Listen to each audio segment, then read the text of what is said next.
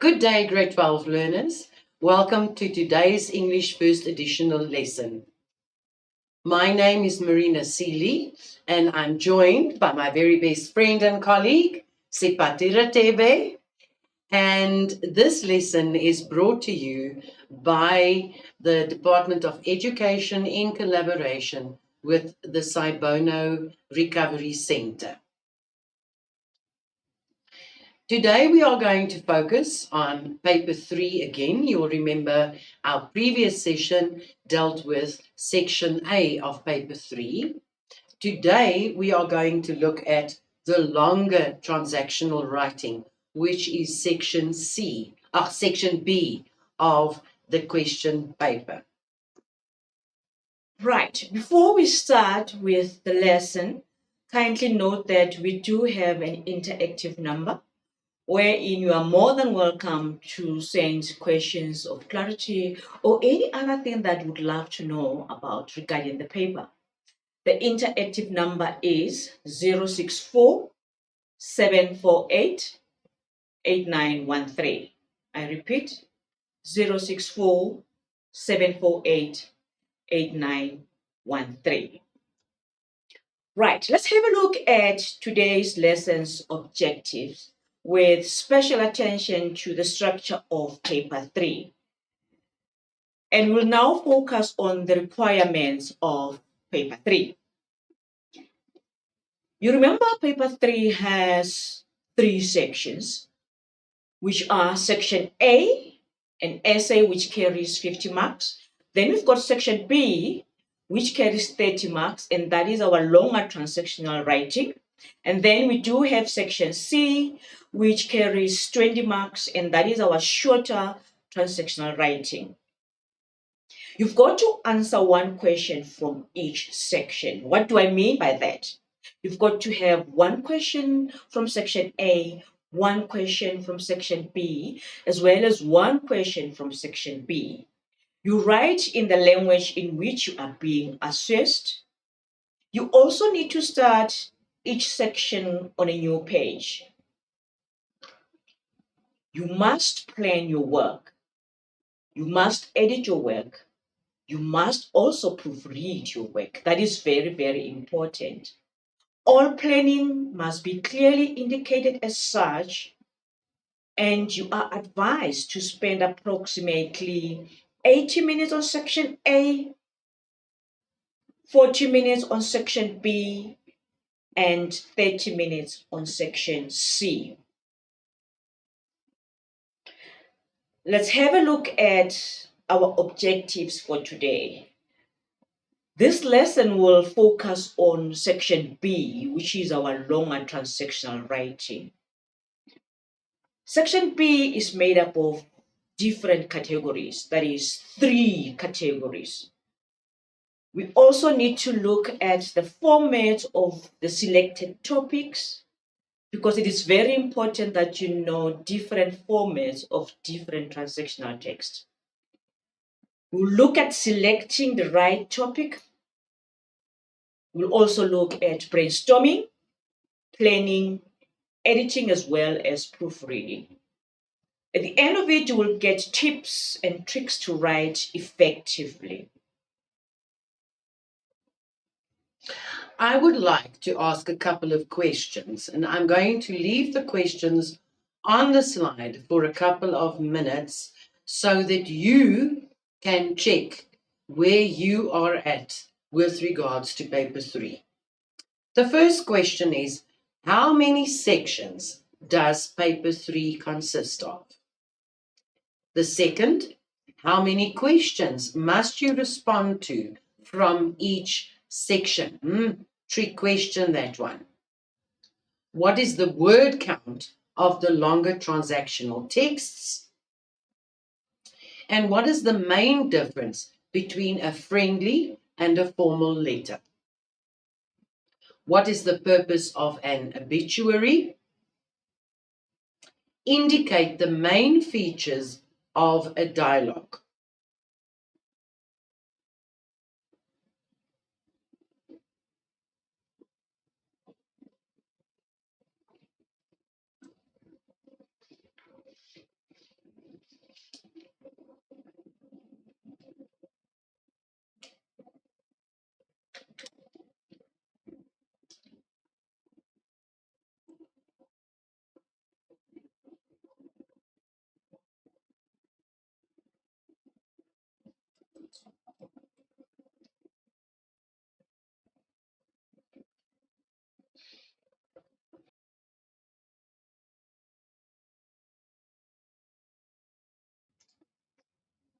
Let's take a look at the answers.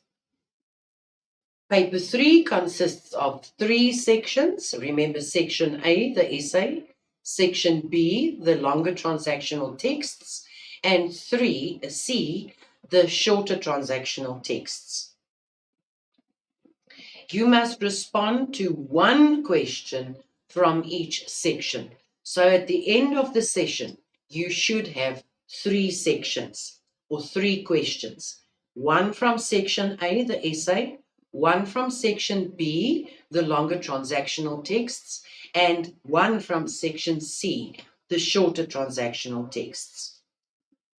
The body of your response must be between 120 and 150 words in length. The friendly letter has one address, while the formal letter has 2 addresses. An obituary is a notice of the passing of someone known by the target audience. A dialogue is a conversation between 2 characters, while the one character asks questions and the other responds in an interview. Right. I would love to believe that you got all of those questions correct. Now let's move on to section B. Like we have indicated earlier that this lesson will basically focus on section B, which is our longer transactional text. Section B is made up of 3 categories. We've got category A, category B, and category C. Let's now have a look at category A. Category A is made up of a friendly letter.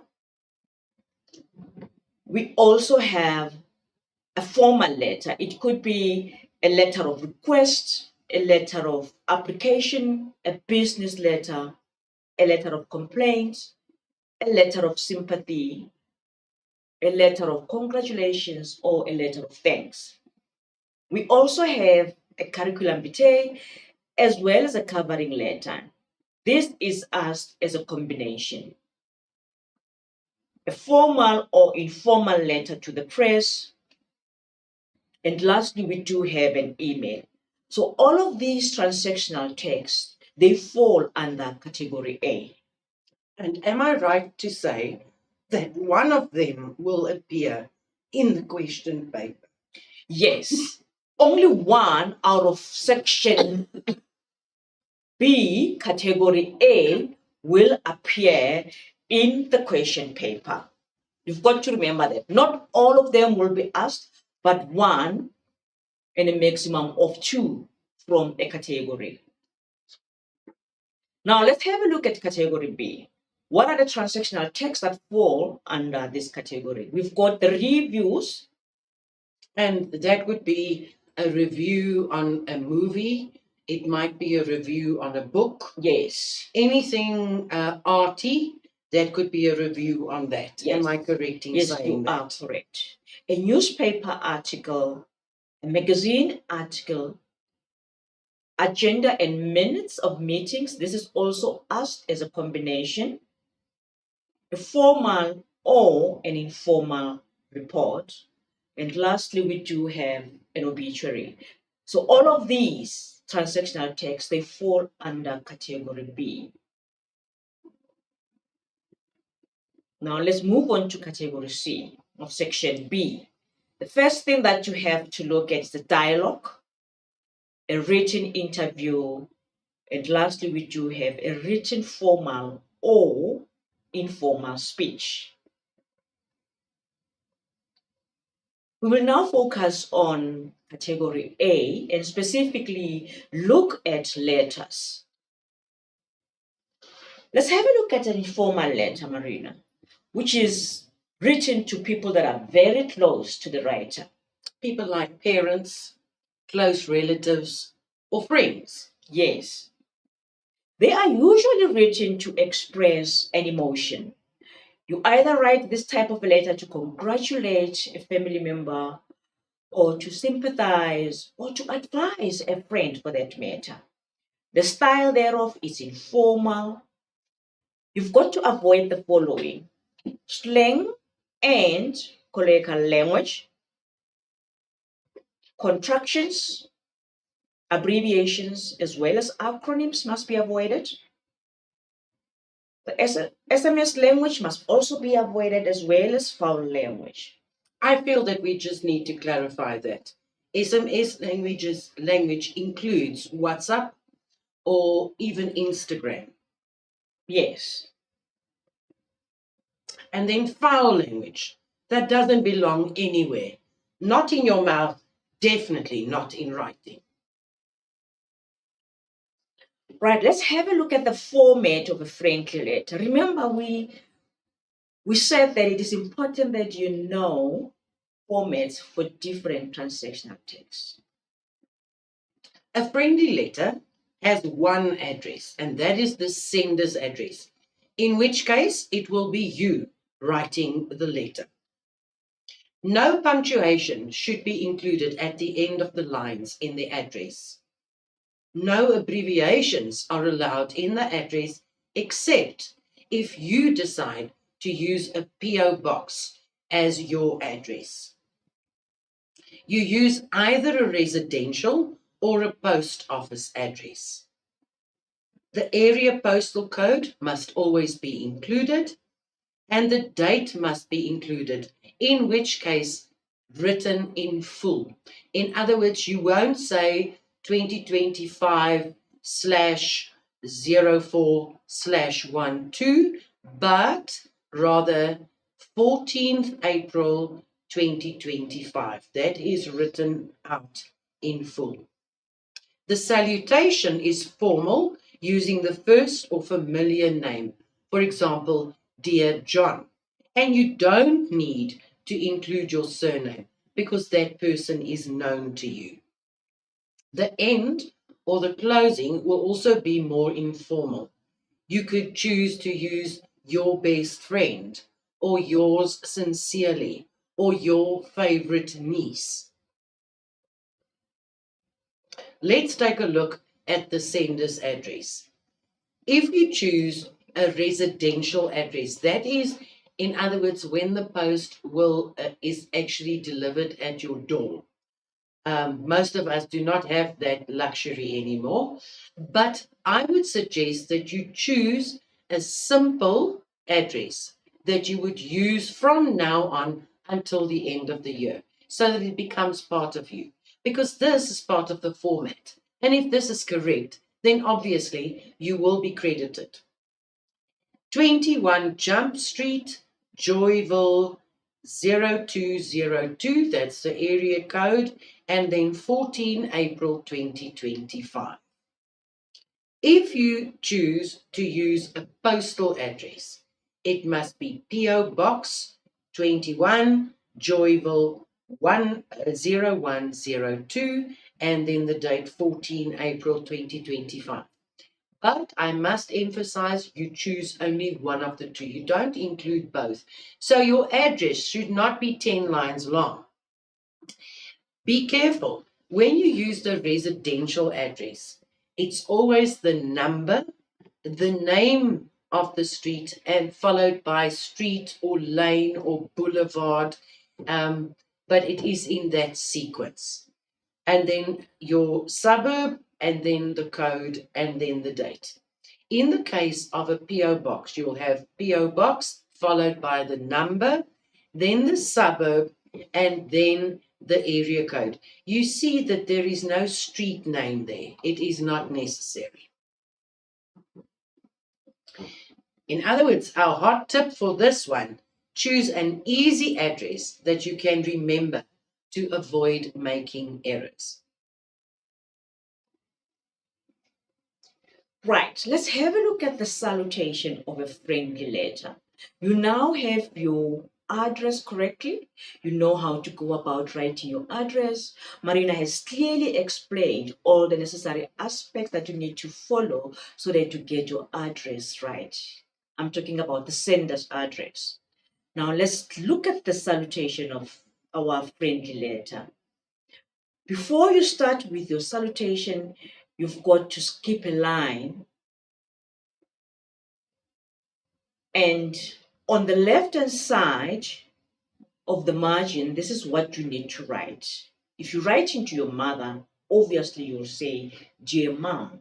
But if you write into a friend, you will say, Dear Lekheto, or Dear Jane, or Dear Marina. And it's very important in this case, if you address someone, that the name of the person, even if it is Dear Mom, is capitalized. It's extremely important.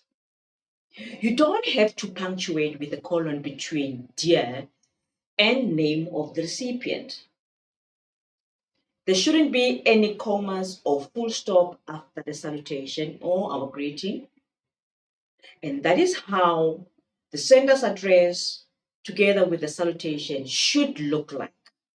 You can see on the right hand side, we have the sender's address, which is 1234 Storm Street, Johannesburg. Look at the way Johannesburg is written. It's written in full.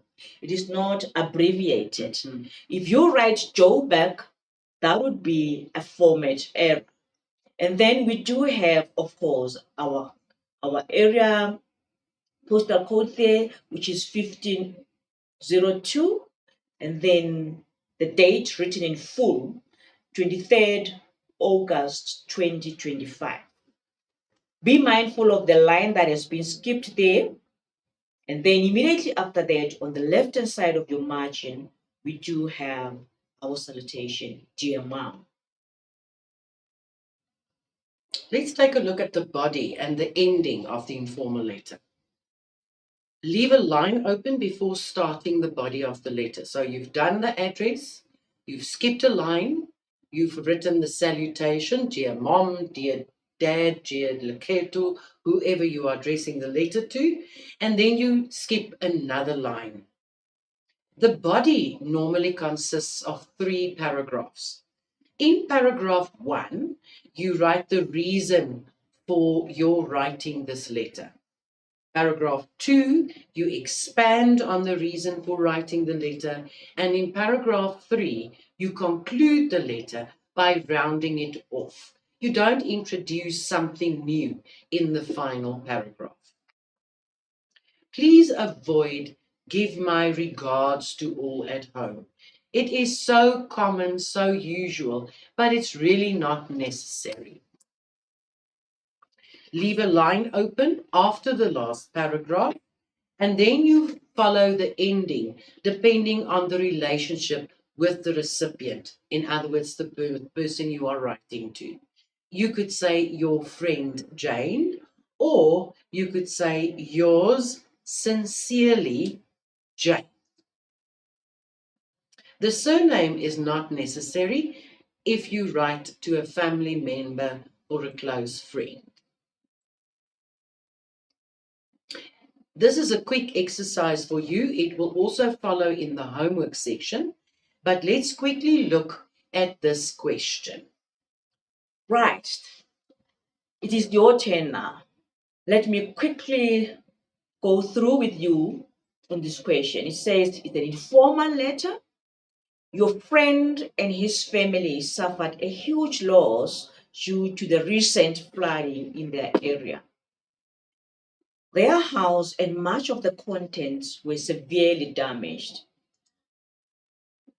Write a letter in which you comfort and encourage him or her to look to the future with hope. There are a couple of tricks in this question, and that's usually the problem because you have been writing friendly letters forever. I think that's the first kind of writing that you ever did in school. We know the structure, and therefore we think, we know the format, and for that reason we are going to write it. The problem lies in the brief. And what do I mean by the brief? That is the contents of the question. What are you instructed to do? So let's just quickly break open this question for you. Your friend and his family suffered a huge loss, so there's a loss, due to the recent flooding in their area. So it's not a fire, it's not an explosion, it is not a tornado, it's not an attack, it is the flooding. Now, that is very important. And remember, the flooding happened recently. Yes. It is not something that happened 10 years ago.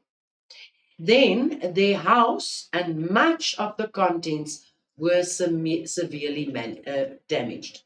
Now, this is important because you need to, in your letter, refer to the damage that they have suffered because of this flooding.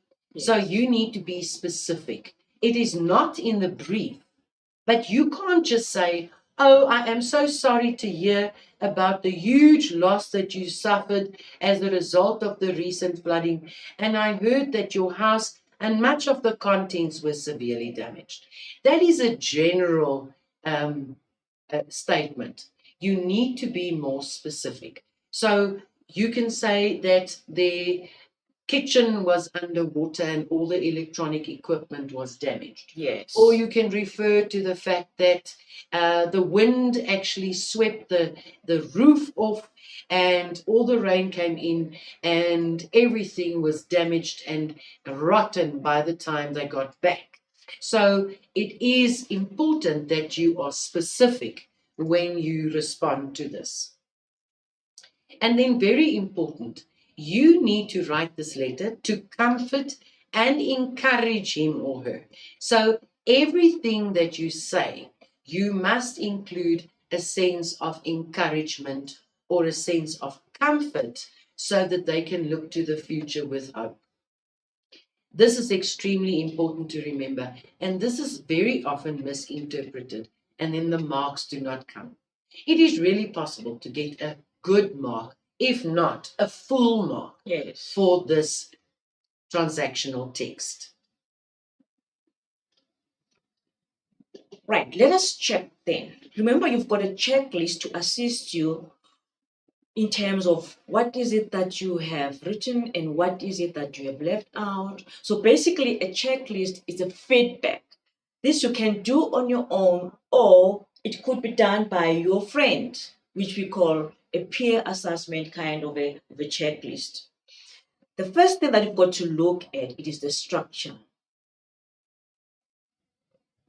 And we're looking at the sender's address. Remember what we said about the sender's address? No punctuation mark should be included there. And the sequence of the number, the name of the street, and street or avenue or boulevard should be in the correct format. Exactly. As well as the date, it has to be written in full, right? The 14th of April, 2025. So if you do have the sender's address, you will then tick there in your checkbox there. Yes, the sender's address is there, but remember you need to look at it very closely to check if it is an appropriate sender's address. Sepati, if there is a problem, if the peer identifies a challenge or something wrong in the sender's address, what would they do using the checklist? They would then indicate that yes, there is a sender's address by putting a tick under the yes column, and then go to the comments column, and that is where you will write the challenge that you might have realized with the address. It be the date, it be the suburb, or the sequence of the number and the name of the street. So basically, what do we mean by that? You are giving feedback. And the feedback in this case will be developmental in the case that you would have given feedback to your friend and you would know exactly what is expected of him or what is wrong with the address. And that is also part of the editing process, because remember, at the end of any writing, you proofread, you edit, and you change whatever needs to be changed. Yes, and the second thing that you've got to look at is the salutation. Dear John, dear Lekheto. Exactly. Remember, we said before you write the salutation, you need to skip a line. So you must also take note of a line that should be skipped there. And then what about the ending? Ending would be more informal. Your friend or your favorite niece or your favorite granddaughter, anything, or yours faithfully would also be accepted. Exactly. So it is important that you have your sender's address correct. You also have your salutation correct, as well as the ending. Now you can also look at the content. Has the purpose of the letter been served? In other words, have you covered all the aspects of the brief? Is there an introduction, a body, and a clear conclusion? And after this activity, you are welcome to write your final. Now, obviously, you won't see a checklist in the exam, but by the time you start writing your exams, you would know exactly what you need to include in your informal letter. Let's move to formal letters now. These are the different types of formal letters you can expect. Right, let's have a look at those different types of formal letters that you can expect from your question paper. The first one there is the letter of application, Or a letter of thanks, a letter of complaint, a letter of sympathy, a letter of request, or it could also be a letter to the press when you're writing to the editor, or whether you're writing to respond to something that you read in a newspaper or a magazine. Now, let's have a look at the helpful hints that you might need so as to give us a good piece. The first thing that you need to do, you need to read the topic carefully and determine what is required. You also need to identify the person whom the letter should be addressed to. Is this letter to the principal of a school? Is it to the manager of a store? Or are you writing to the CEO of whatever company? You also need to identify the topic, that is the purpose of the letter, which of course gives us the topic sentence. Mhm. Is it an application for a job? You must tell whether it's a complaint about something. Is it a requisition for information? Note that the language and the tone is formal in this regard. The letter should be clear and straightforward. You also need to have a letter that is concise and to the point. I would like to say something about that. Remember, if you're writing a formal letter, let's say you are writing a letter to the manager of a well known store. He receives or she receives a number of complaints or a number of letters. So you need to be specific. They don't have time for niceties. You have to get to the point directly and state your facts and make possible suggestions to change. It's short, to the point, and concise so that they know exactly where this letter needs to go or who should actually address the problem or the issue that is being brought up. Your letter also needs to be logical. In other words, it should make sense. Exactly. Always be polite. Very important here. Even if you are unhappy about a situation, let's say you are unhappy about the potholes in your roads in your area where you live, you may not be impolite.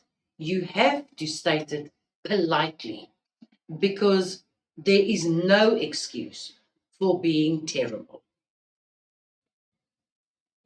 Now let's have a look at the format of the formal letter.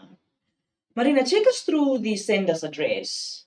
Right, the sender's address looks exactly the same as that of the friendly letter. In other words, it's on the right hand side of the page. It is in block format, which means the address is written like in a little block underneath each other. It is followed by the date written out in full. There is no punctuation and there are no abbreviations in the sender's address. Sender, it's you writing the letter. And then we also have the second address, which is the recipient's address. What about that? It is written against the left-hand margin. In other words, you've completed your sender's address on the right, end it with the date, and then you skip a line or you go to the next line, and there you put in the recipient's address. In other words, the person you are writing this letter to.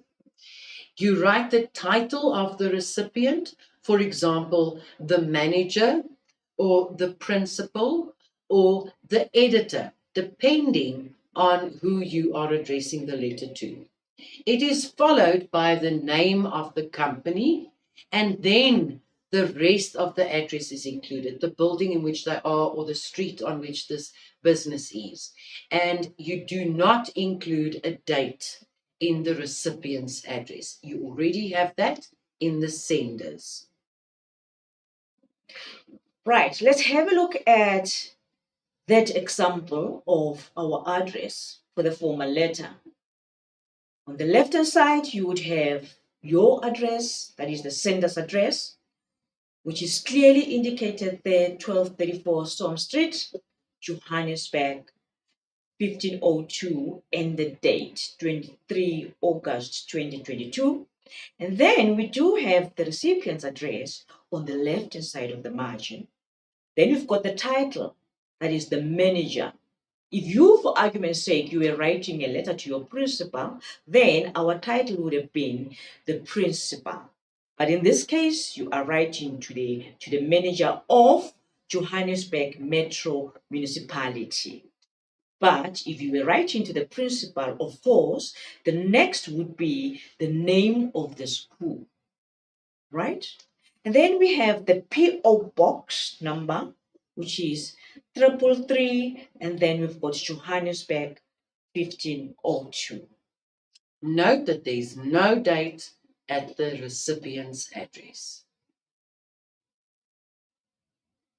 Now, just as we have skipped a line before we start with the salutation in our informal letter, we also are requested to skip a line before we write our salutation in the formal letter. So you skip a line after the recipient's address, and then the salutation follows on the left-hand side. You've got to use a formal greetings like dear sir or dear madam. Do not use dear sir / madam. Sepati, how do I know as the writer whether the manager is dear sir or dear madam? Very often we use the dear sir / madam because we don't know the gender of the person that we are writing to. What do we do in that case?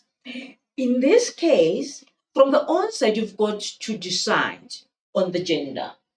You decide whether you would be writing to a male or a female. That is why you don't have to write them both.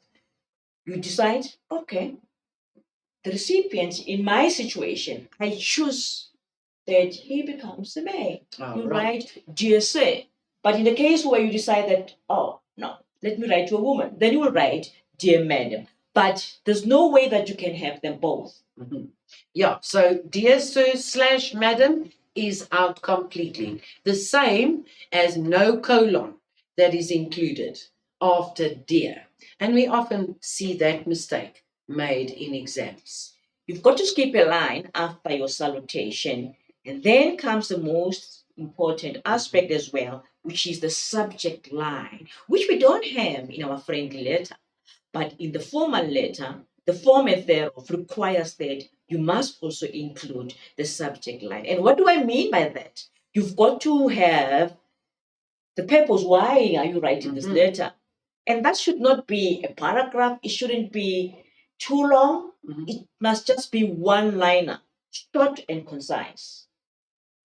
You can underline the subject heading, as the example shows here, complaint, colon, service delivery, undercase, and it is underlined.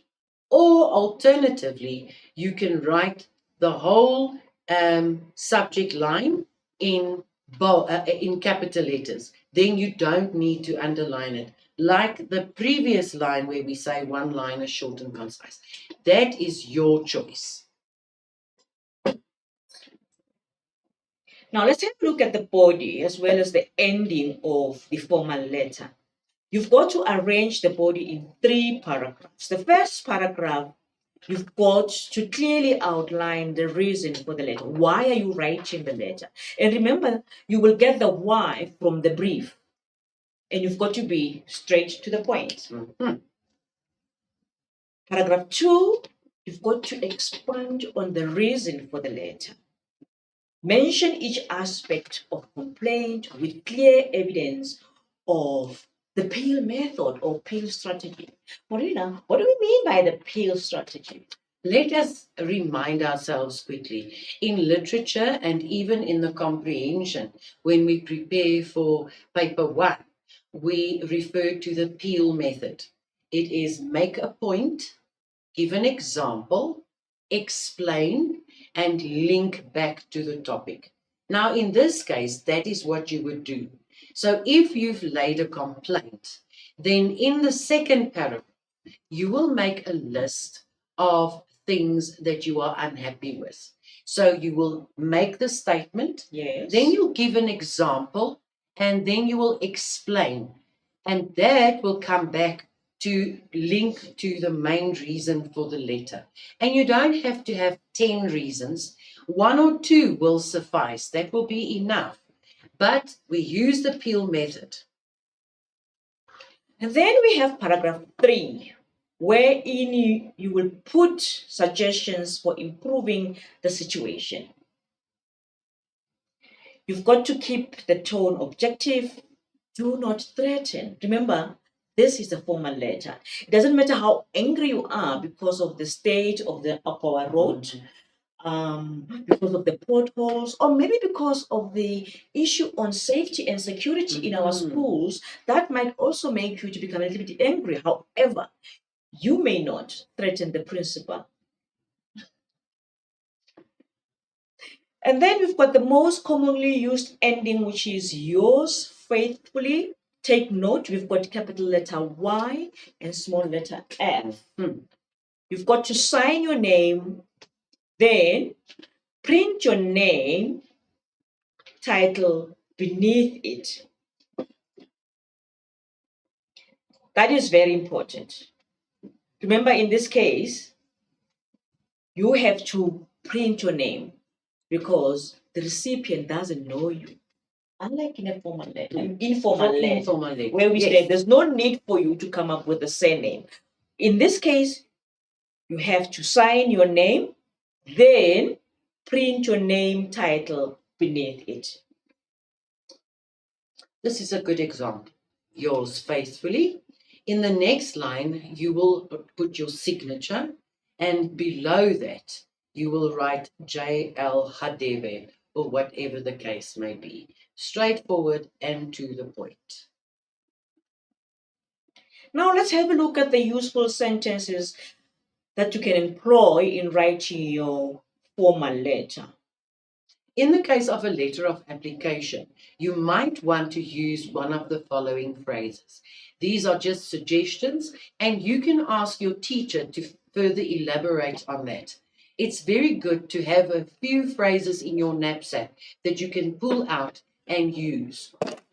In reply to your advertisement and then you can mention the newspaper or the magazine, the date of that specific paper. You can also say, I would like to apply for the post, and then you also indicate what that job is all about, because remember, it's an application of whatever which was advertised in, and then you refer to the paper again on, and that would also refer to the date that you need to supply.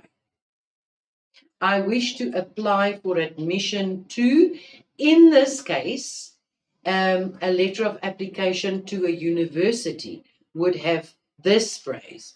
I wish to apply for admission to the University of Pretoria, for example. As requested, find enclosed letters of reference from. When you look at an advertisement, if that is the one that you are responding to, then they will usually include certain reference letters or certain information that you have to include in your letter. You can also indicate that I am however many years old. You can also refer to your qualifications. My qualifications are as follows, and then you list the qualifications that you have. You can also say, in 1998, I graduated from the University of Pretoria. I majored in English and drama, for example.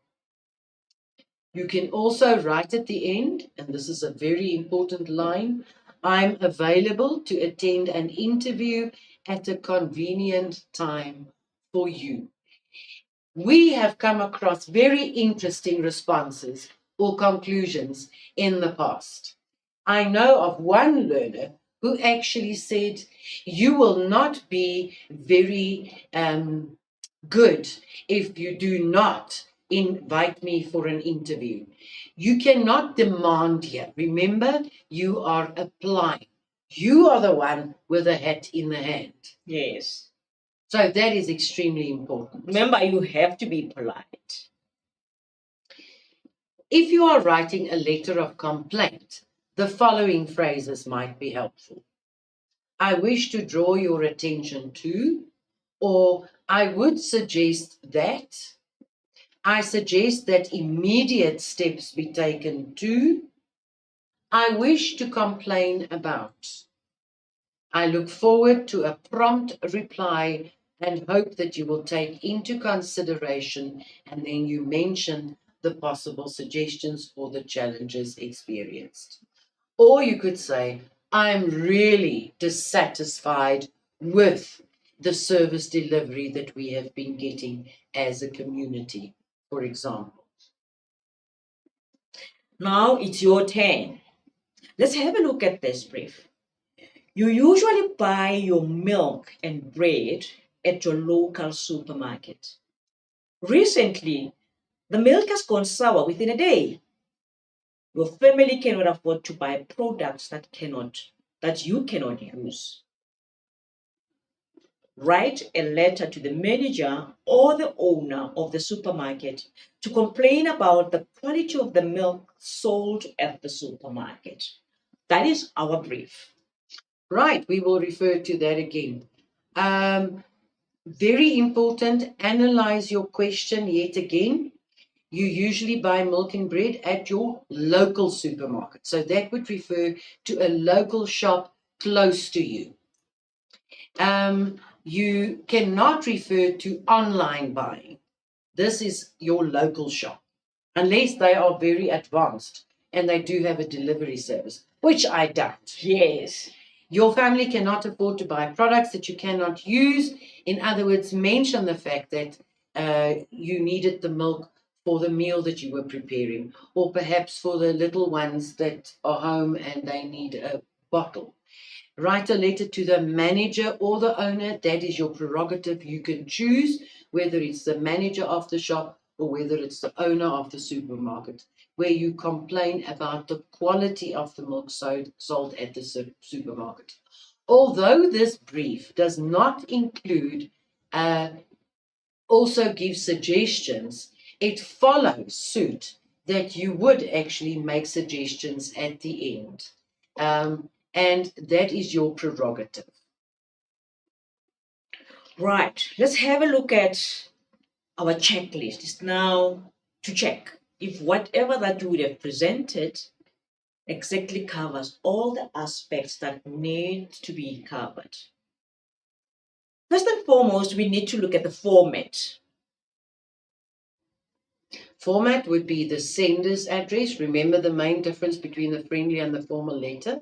So the sender's address on the right-hand side, followed by the recipient's address on the left-hand side next to the margin, followed by the salutation. Yes. And then, very important, the subject line. Even before you start writing, you write the subject line. Because remember, this letter needs to be sent to the section that needs to address the problem. And then you should also have an appropriate ending. Remember, no threatening statements need to be made. If we look at the content, we have to see from the content that the purpose of the letter has been reached. You have actually responded to the purpose of the letter. Exactly. You have to give us the reason why are you writing the letter, right? And you also need to include there the key aspects of the brief. They need to be clearly stated. So it is important that you are able to identify the key words from your brief so that when you come up with those important aspects, you can clearly stipulate them in your content. Please remember that each aspect must be fully explained with evidence provided. Now we're going back to the appeal strategy. Yes. The planning and the drafting must, at the end of it, produce a well crafted text. Well done. And you use the responses to this checklist to edit your letter and before you write your final letter.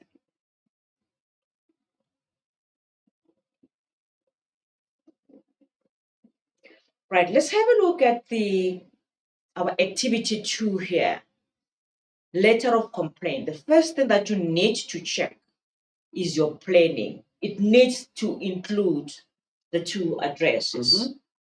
The letter should have a topic sentence, which should be underlined if it is not written in capital letters. However, if it is being written in capital letters, we don't underline. You've got to state the background of the complaint in the opening paragraph. Also, elaborate on the challenges encountered in the second paragraph. And lastly, you must suggest possible solution in the final paragraph. It's very important, candidates, that you keep to the number of words, 120 to 150 words. We do count the words if the letter or the transactional writing seems too long. And after all, the more you write, the more mistakes you make. So try and keep it as close to the allowed number of words as possible. That is very, very important. And you've got to be very honest to yourself when it comes to the counting of the number of words, bearing in mind that your teacher or even the marker at the end of the year, they will definitely count the number of words. So if you have exceeded the number of words, you also have to indicate, don't write 150 words, whereas you wrote for 300 words. Yes, remember, the more you write, the more mistakes you make. Let's take a look at category B, which is we have selected the obituary because that is a question that often crops up in the NSC final examination. Now, an obituary is a notice of the passing of someone known by the target audience. Over and above formally announcing the death, it also includes the cause of death and the funeral arrangements. It is written in the third person, very important. The style and tone is formal and concise. Now, let's have a look at the features of an obituary. The following must be included. Remember, it says must, not may. And what do we mean by that? You have to include the following aspects. The first thing that needs to be included there is the full name of the deceased, the date of birth, as well as the place of birth. You've got the date of death, the place where she or he lived before death. The key survivors, they also need to be mentioned, and a relevant tribute must be paid. Lastly, the date, time, and place of the funeral. These 8 aspects are the must have in an obituary. Remember, if you have all of them, it is possible that you can get a total mark. Yes, you can get a very good mark. And even if you've made a spelling error or a grammar error here and there, you can still get a full mark for this specific question. So, what do we need to do? First of all, read the question carefully. I would suggest that you use colored pens or a highlighter to identify which aspects should be covered in this question. Determine who the person is that passed away, and you must also decide how you are related to that person. In paragraph 1, you might want to include the personal details of the person who passed on. Remember, full name and surname, date of birth, place of birth, date of death. Paragraph 2, write a tribute to the person. Something that you show to say to show that you respect and admire someone or something. You might also want to refer to the good things he or she has done and how these actions have benefited others and even you. In the third paragraph, you might want to refer to the people left behind, in other words, the survivors. And then eventually you include the date, time, and place of the funeral. You may also add last words of condolences to the family or to whomever it may concern. Now it is your turn. Let's quickly have a look at this brief and analyze it. An influential teacher in your school passed away after a fatal heart attack. As the president of the RCL, the principal has asked you to write an obituary. Write an obituary in which you pay tribute to him or her. So I identify a word that might be tricky that you actually have to refer to, and that is influential teacher. What does that mean, Sepati? This is someone who has made an impact on you as an individual, or maybe on the community or the learners at large. So there is something that he or she has done that left a mark in the lives of the people that he interacted with. So he was very influential in that regard. Of course, the teacher passed away after a fatal heart attack.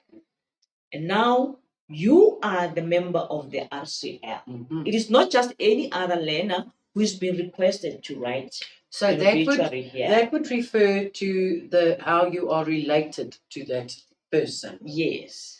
All right. And then the principal has also asked you to write, you are supposed to write an obituary. And if you represent the RCL in the school, then obviously the way you would write it would actually be from the point of view, in other words, the audience, Yes. which is the school community. Don't forget this, that your obituary must have a tribute. You need to pay tribute to your teacher. And remember what we said about the type of a teacher we're talking about here. It is an influential teacher. So whatever influence the teacher might have had, it would clearly be captured in the tribute. Indeed. And the differences that the teacher would have made in the community, in the learners, and maybe even to you as the member of the RCL. Yeah. Right. So here again, you can use the checklist to make sure that you included all the necessary information. Right. Let's now check again. Looking at the content, you've got to check if your obituary has full name of the deceased, that's number one. Number two, you've got to check on the date and place of birth. Have you included that? The date of death, where the person was living at the time of death. You also must have the key survivors and their names. Most importantly, we need to see a tribute in the obituary. And lastly, there must be a date, time, and place of burial. Burial or the funeral. Yes.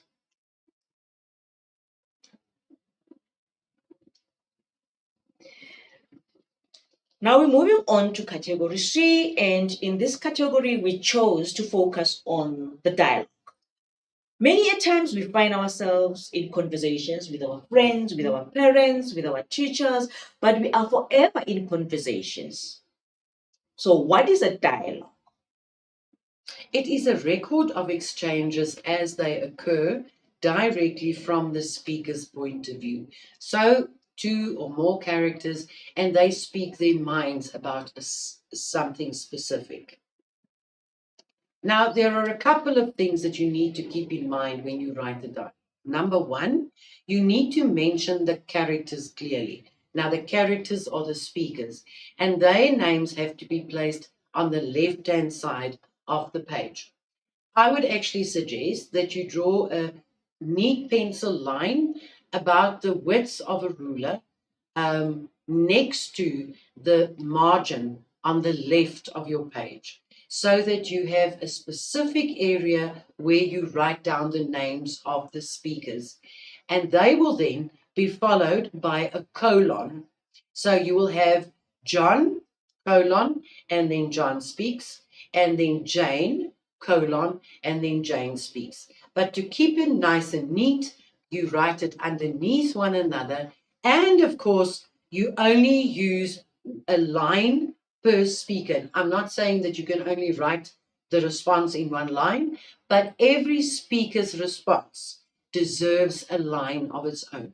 So even if there's space left, you can't write the next speaker's name following that. It has to always be at the margin. You need to avoid long greetings and introductions. It so often happens when a learner writes a dialogue that they say, "Hi, how are you?" And then he waits for the person's response. And in that way, we lose and miss a lot of words. Besides that, chances are that you might end up exceeding the required number of words without even getting to the content of the brief. For sure. And then you run it down towards the end.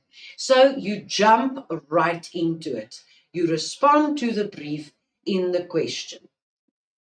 Then there's stage directions. Now, stage directions, as you might know, are all the bits of information that the writer gives.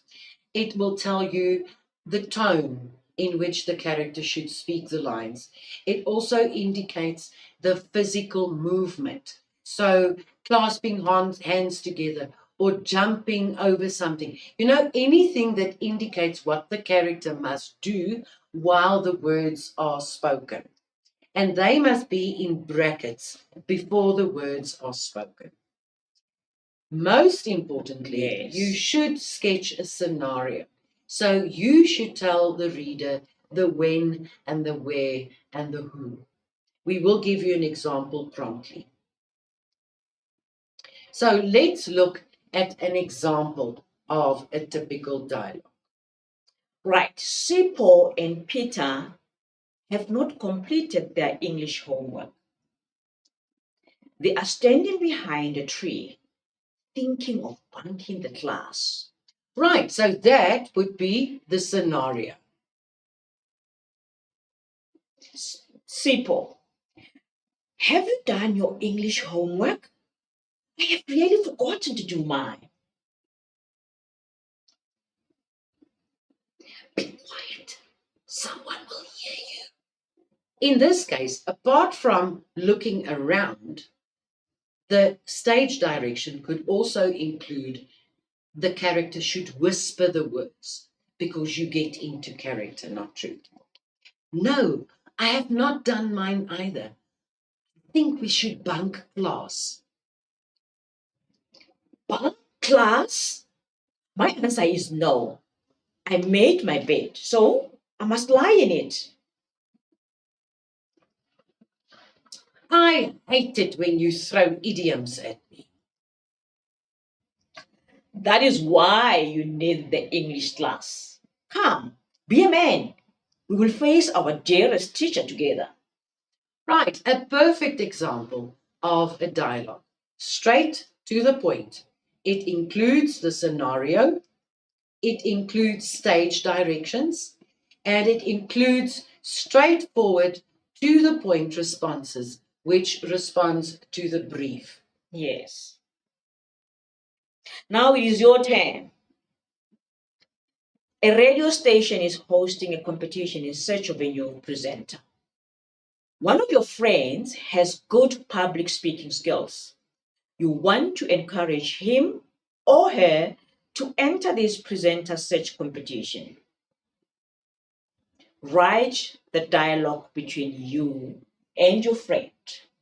Sepati, I feel it's important that we quickly break open this question as well. Yes.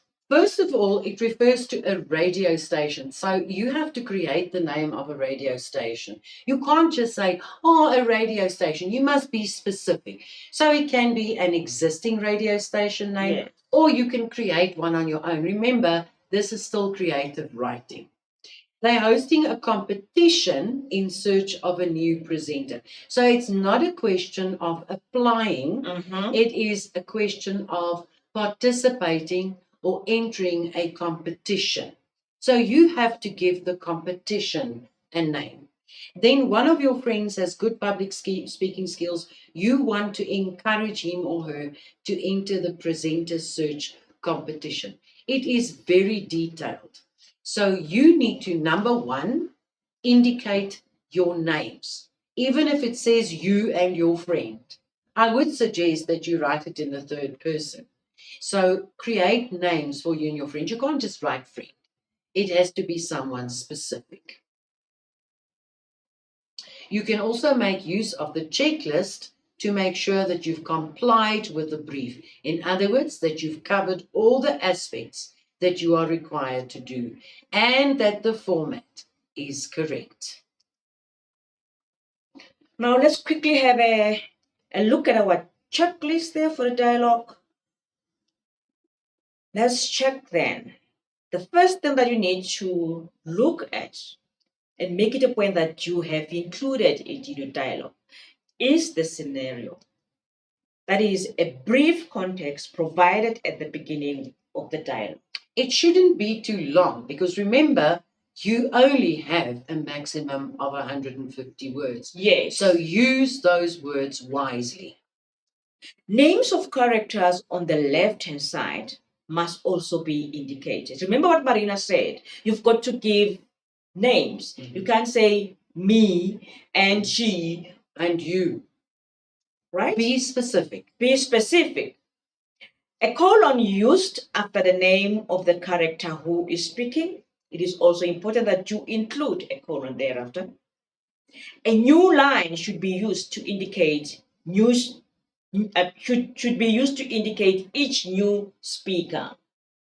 And then, of course, stage directions should be included in brackets before the words are spoken where necessary.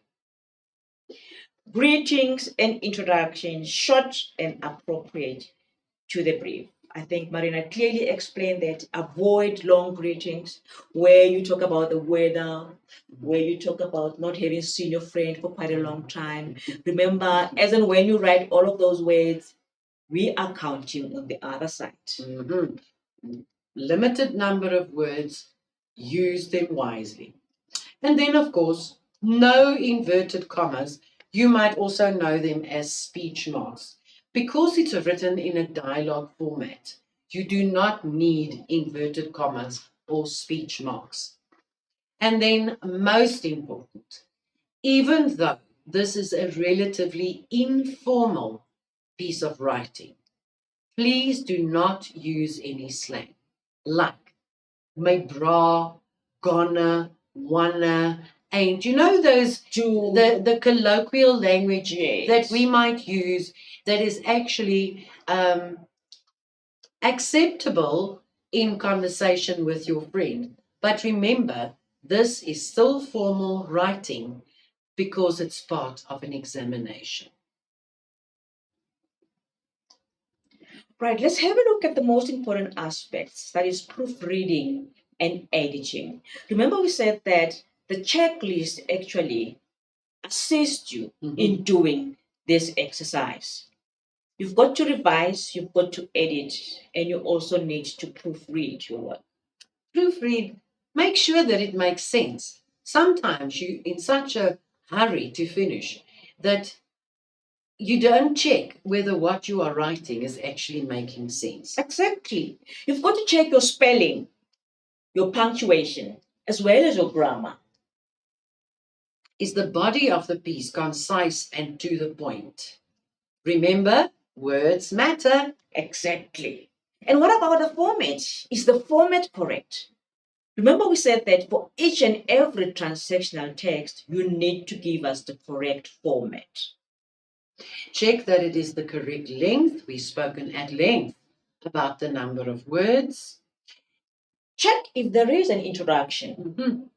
And check whether those ideas have been expanded on in the body. And lastly, check that there is a conclusion. In other words, your thoughts and ideas are full circle. The weightings and the rubrics. This is how we actually mark transactional writing. It has a special rubric. I'm sure that you have seen it before. If you haven't, ask your teacher to show it to you so that you can actually look at the descriptors that you need to work on to get a better mark.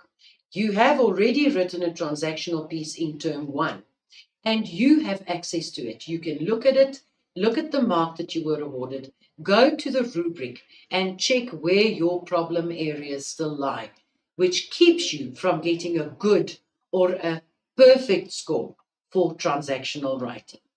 The criteria here are the following. The content, planning, and format speaks to 60% of that total mark out of 30, which translates into 18 marks. And then language, style, and editing, it's 40% or 12 marks of the total of 30. It sometimes happens that we are not good at spelling, and then we kind of give up because we think we cannot write. Remember, the content still counts. Make every mark count.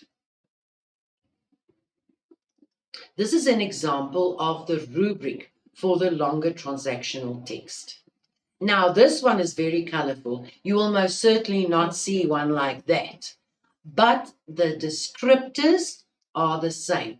So what you do is, let's say you get 8 out of 18 for the content, and you get, let's say, 6 for the language.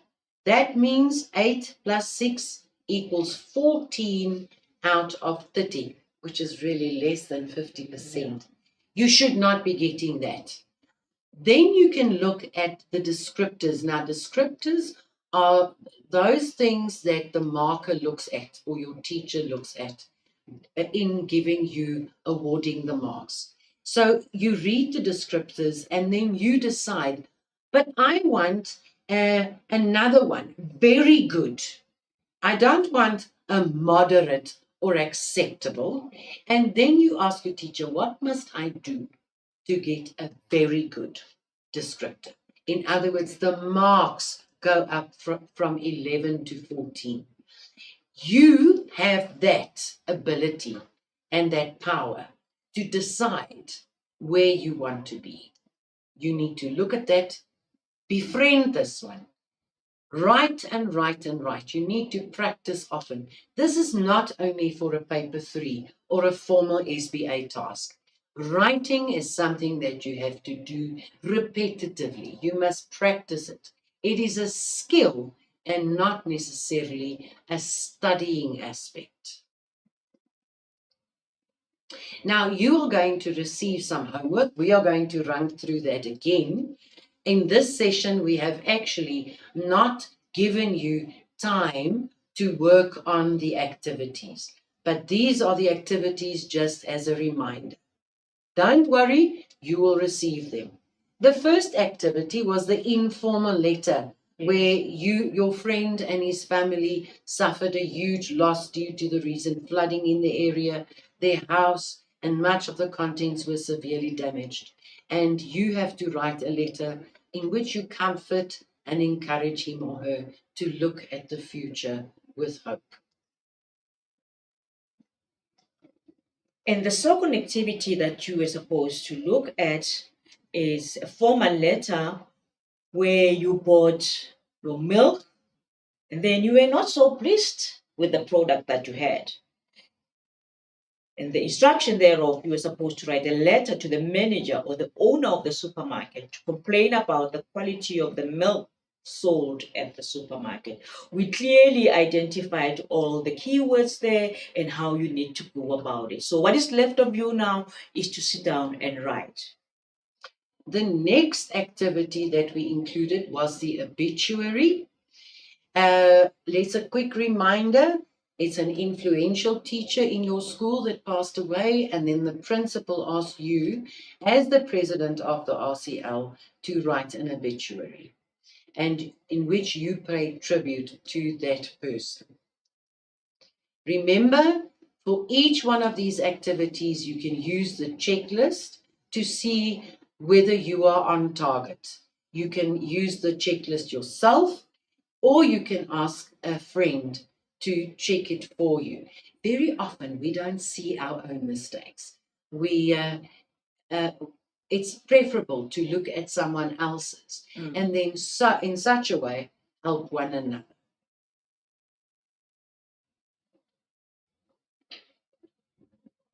The last one is the one on the radio station that is hosting a competition in search of a new presenter, and you are actually encouraging your friend who's very good at public speaking. And after that, you need to write the dialogue between the two of you.